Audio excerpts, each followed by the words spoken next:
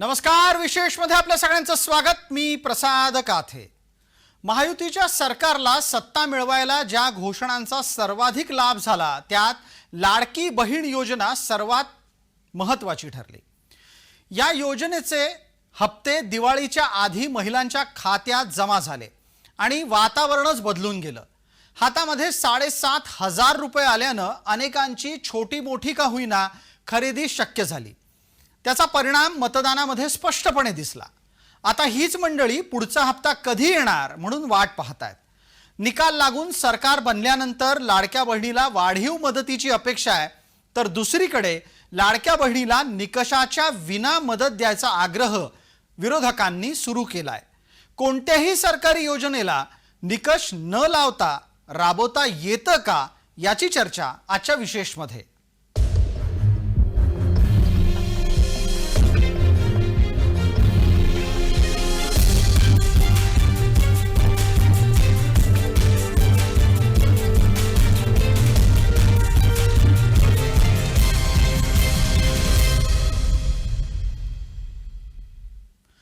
राज्यामध्ये लाडकी बहीण पुढच्या हप्त्याची वाट पाहत असतानाच अचानक विरोधकांनी या निमित्तानं एक नवाच मुद्दा काढलाय।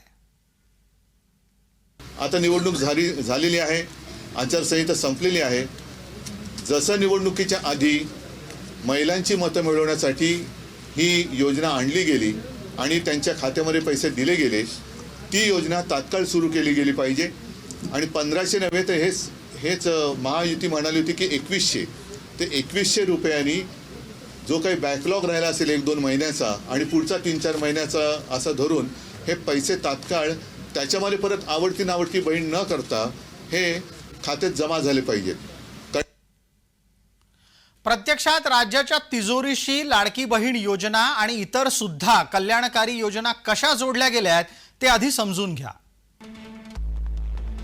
आर्थिक वर्ष 2024-25च्या दरम्यान महाराष्ट्राची अर्थव्यवस्था 50 लाख कोटींच्या आसपास पोहोचली असेल अशी अपेक्षा आहे।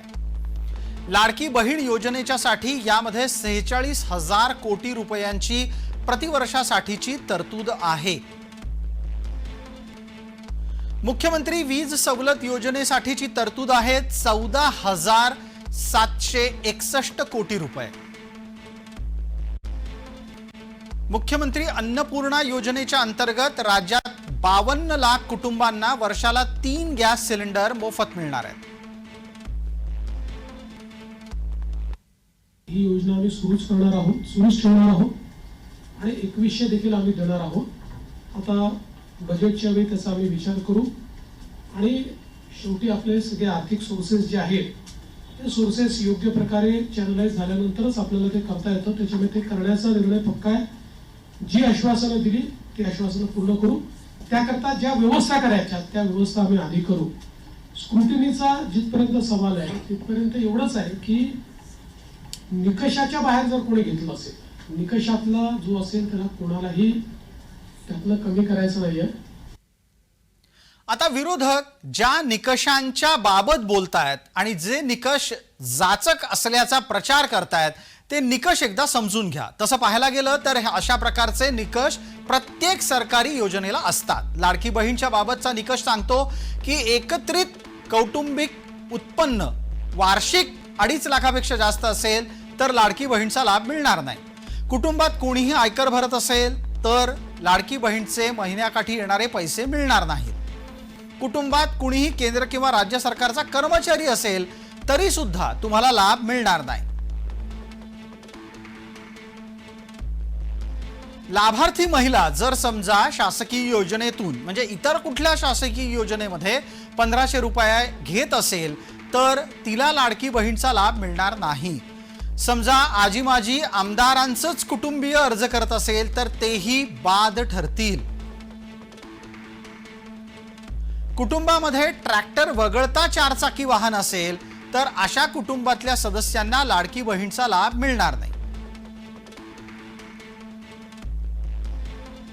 राज्याच्या महिला आणि बालकल्याण विभागाच्या लक्षात आल्यानंतर त्यांनी लेखी पत्रक काढून अशा प्रकारच्या या योजनेच्या शर्ती व अटींमध्ये कुठलाही बदल झाला नसल्याचं लेखी पत्रक प्रसिद्ध केलेलं आहे। शिवाय आपण पाहिलं असेल तर राज्याच्या नवीन मंत्र्यांनी आपली शपथ घेतल्यानंतर जी पहिली मंत्रिमंडळाची बैठक झाली त्या मंत्रिमंडळाच्या बैठकीमध्ये प्राधान्याने या योजनेसाठी 1400 कोटी रुपयाची तरतूद सुद्धा केलेली आहे.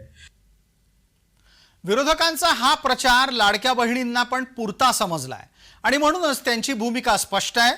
सन्मान निधी वाढवा, पण काम नियमानुसार करा.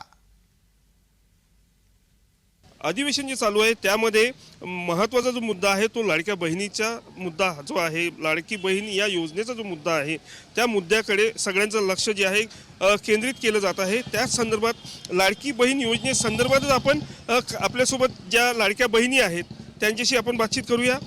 ताई, काय सांगाल नेमकं जी लाडकी बहीण योजना आहे त्यामध्ये तुम्ही कसं बघता? ही योजना अतिशय चांगली आहे. या योजनेमुळे महिलांमध्ये अतिशय उत्साहपूर्ण वातावरण आहे आणि खूप चांगली योजना महाराष्ट्र सरकारने आमच्या महिलांसाठी राबवलेली आहे. लाडक्या बहिणी एवढ्या उत्साहित होऊन त्यांनी भरलं आणि सर्वांच्या खात्यामध्ये पैसे आले. परंतु आम्ही सर्वांना ही विनंती करतो की आता जे योजना म्हणजे लाडकी बहीण योजना सर्वांपर्यंत पोहोचलेली आहे, तर या नियमाचे जे पण काही नियम आहे सर्वांनी पालन करावे आणि त्याचा सर्वांनी लाभ घ्यावा. खूप कोटीचं लाडक्या बहिणींनी त्यांनी वाटप केलेलं आहे, पण हे असंच सगळ्या बहिणीला मिळत राहील तर जे गरजू आहे त्यांना मिळणार नाही.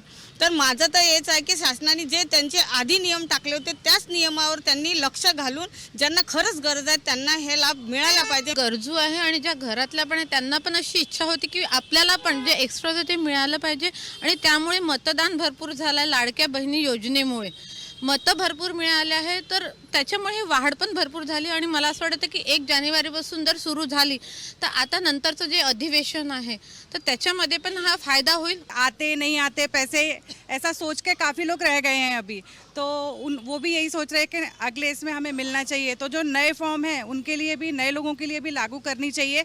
जो नहीं है उसके लिए उनको नहीं भी मिला तो चलता, बट जिनको ज़रूरत है उनके लिए फिर से ये फॉर्म भरने की योजना लागू करनी चाहिए, जिससे नए लोग और आएँ और जिनको इसकी ज़रूरत है वो इसमें शामिल हो. यापुढे जे आहे 2100 रुपयाची तरतूद होणार आहे आणि त्यामुळे 1 जानेवारीपासून म्हणजेच नवीन वर्षात या योजनेचा लाभ प्रत्येक महिलेला मिळणार आहे. व्हिडिओ जर्नलिस्ट ललित सोह, मी हितेश मेश्राम, जय महाराष्ट्र न्यूज, नागपूर. लाडक्या बहीण योजनेच्या संदर्भातला सगळा तपशील हा सार्वजनिकरित्या उपलब्ध आहे आणि म्हणून या योजनेच्या बाबतीत निकष न लावता मदत केली गेली हा मुळातच विरोधकांचा आरोप खोटा ठरतो. कारण संकेतस्थळावर आपण कोणाकोणाचे किती अर्ज बाद झाले त्याची माहिती घेऊ शकता. असं असताना विरोधकांचा डाव नक्की काय आहे ते पहा. विरोधकांना लाडकी बहीण योजना बंद होण्याची अफवा पसरवायची आहे. योजना निकष बदलण्याची सुद्धा अफवा ते पसरवतायत आणि याचं कारण काय तेही लक्षात घ्या. महायुतीपासून त्यांना महिला मतदारांना तोडायचंय. याच महिला मतदारांनी भरघोस मतदान करून महायुतीला चांगलं बहुमत दिलेलं आहे. संभ्रमित महिला मतदार हा घरोघरी अविश्वास निर्माण करेल अशा प्रकारचं काम विरोधकांच्या कडून सुरू आहे असा आक्षेप नोंदवला जातोय. आगामी स्थानिक स्वराज्य संस्थांच्या निवडणुकांमध्ये महायुतीचा मतटक्का त्यामुळे कमी करायचा आहे.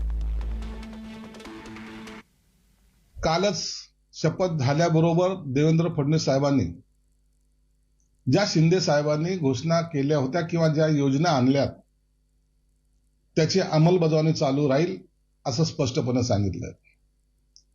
म्हणून मुख्यमंत्री लाडक्या बहीण योजनेतून अंतर्गत जे काही 1500 रुपये दिले जायचे आता ते 2100 रुपये होणार आहेत.